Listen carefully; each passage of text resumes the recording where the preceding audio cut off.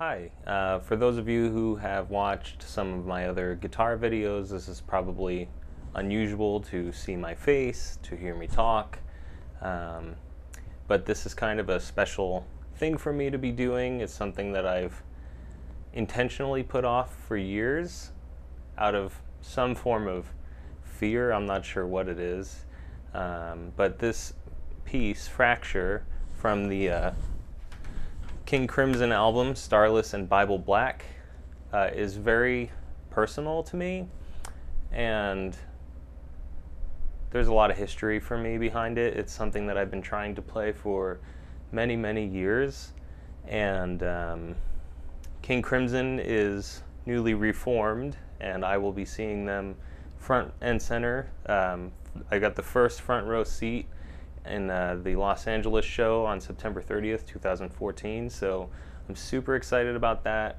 And I also just got accepted into the introductory guitar circle class led by Robert Fripp in February 2015 in Mexico. So I'm just super happy about all of this new King Crimson stuff in my life, and I thought it would be just a good time to post not necessarily a lesson or something instructional, but more something about what I have learned over time trying to learn Fracture. It's the most difficult piece I've ever tried to play.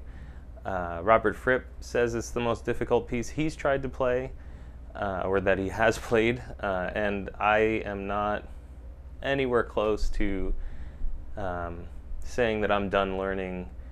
Every time I pick up the guitar, I learn through this piece more about what I didn't already know.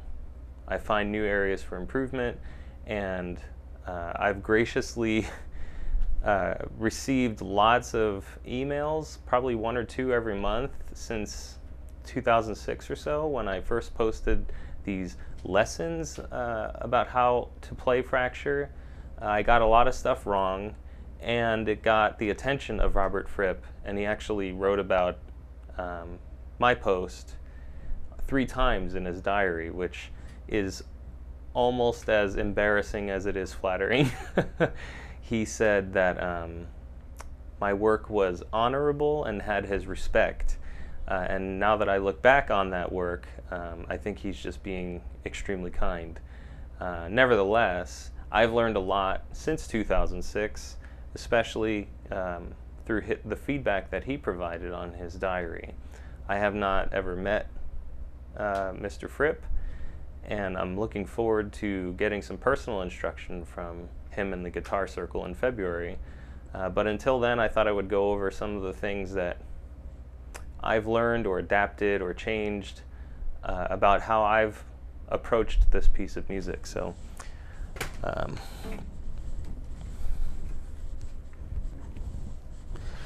for those of you who are guitar players watching this, you'll know I've got a 7-string guitar. It's got a 27-inch scale here.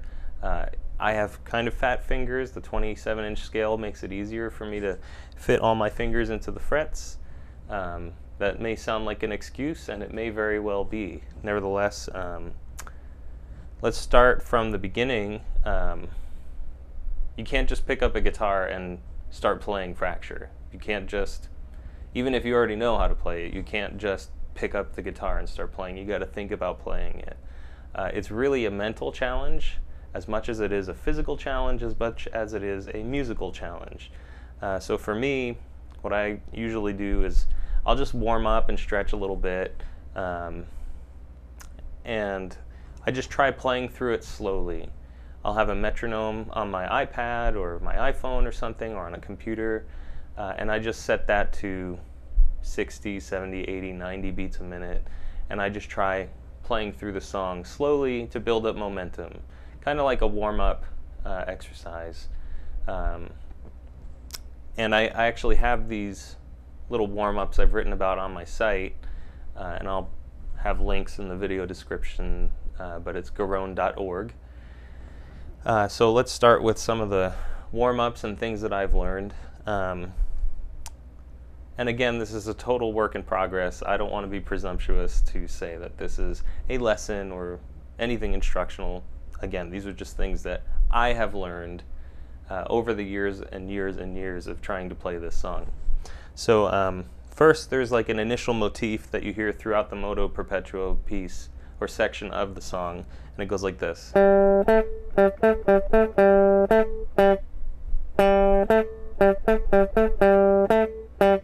Now notice I'm playing each of those notes with a downstroke, so 1, 2, 3, 4.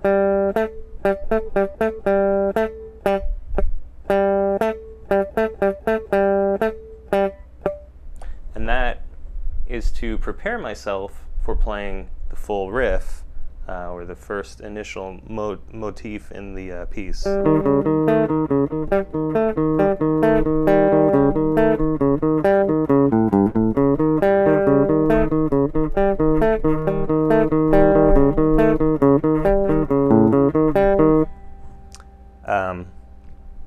Now, my wife got sick and tired of me playing this for so many years. I did my best to try prettying up the piece a little bit. So I changed that from a whole tone little scale to just a little major triad. So I use the same strings. I'll start on the fifth fret on the D string.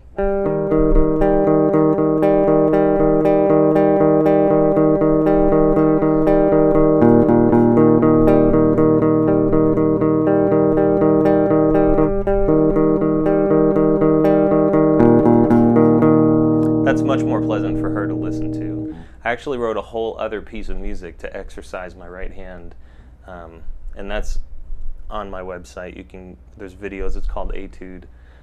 It's really just a right hand picking exercise that helps me just approach fracture from a different direction. And it's a song that I wrote that is mostly major. It quotes Bach and Barrios, and my wife doesn't seem to mind hearing it as much as she does fracture. It's not a piece that's easy to listen to, and it's certainly not easy to play. So my etude is not easy to play, but it is a little easier to listen to. Let's see. In my 2006 post, I thought it was a better idea to start with an upstroke with the pick.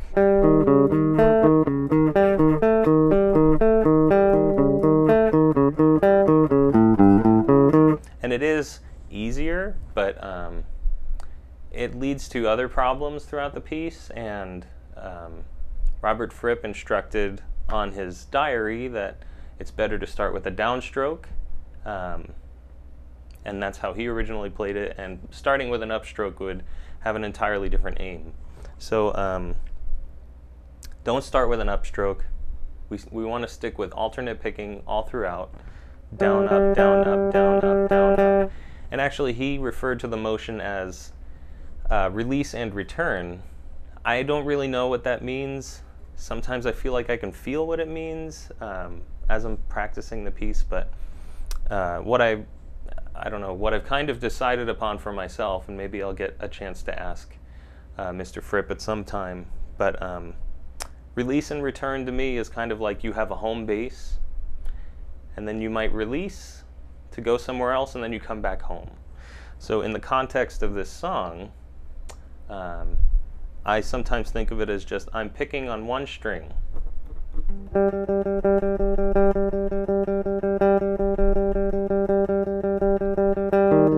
That was a release, and then a return back to the D string.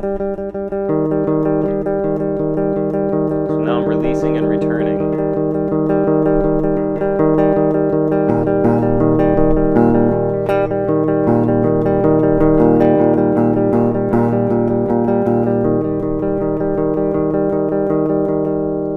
So I don't know if that makes any sense, but I usually will just start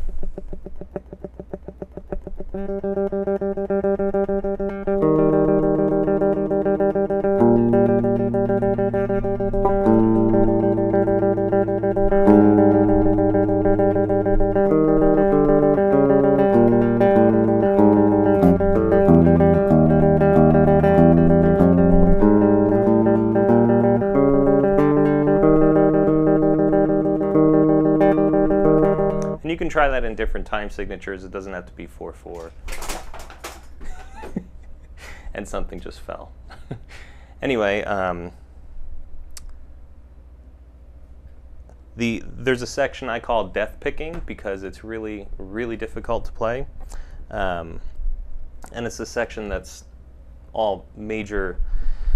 It starts as like a major chord, like one of these guys, but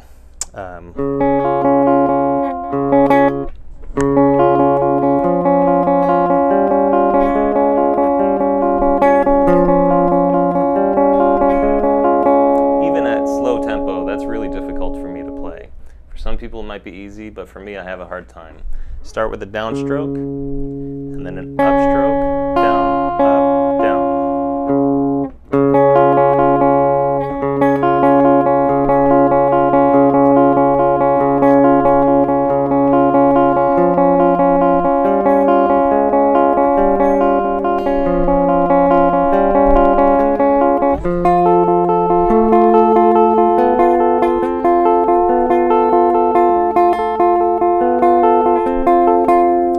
I have fat fingers, maybe I'm pressing too hard, but you'll hear the intonation of the note change a little bit because of the way I'm moving my fingers.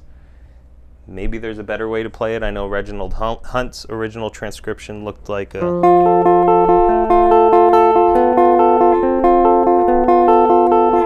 And maybe that's more physiologically simple, more relative to the hand. For me, I prefer this arrangement.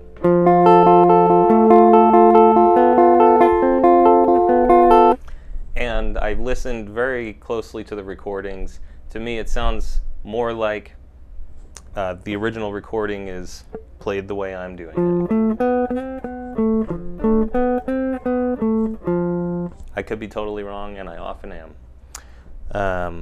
Beyond that, there are these diminished runs.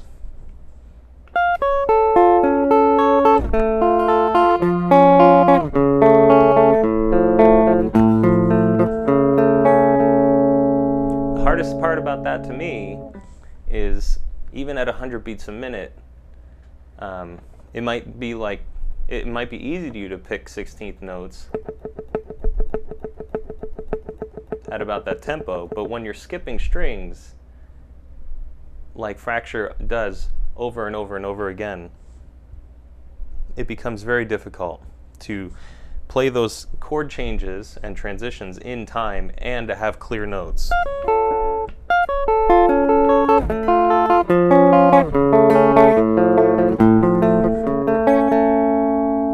So your brain, or at least my brain, thinks that I've got a tempo in my head, but it almost slows down a little bit so I can keep up with my my own internal metronome. So I always try to play with the real metronome, and I find that part, just the transitions, are really difficult to keep in time. Other than those pieces, let's see.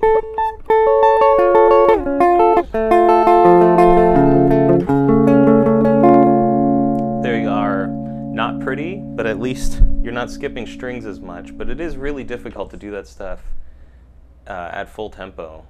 I have a really hard time playing this song beyond 110 beats a minute, and the original recording wavers between 125 and 135 beats a minute. So I don't ever expect to be able to play this at full tempo, but maybe someday I'll keep working on it. We'll see where it goes. And what I've done so far is just what I call part A of the Moto.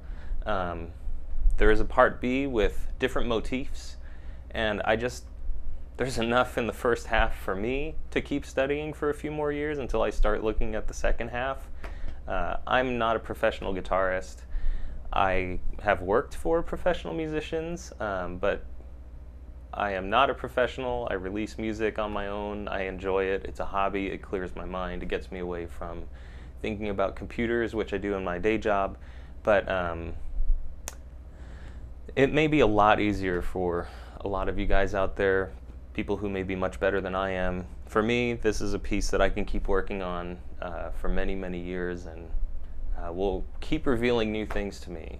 So we'll see how things go. Really psyched for the Crimson concert, really psyched for the Guitar Circle introductory course. And beyond that, thank you to all the people that have emailed me saying that they've really enjoyed what I wrote and it helped them a lot.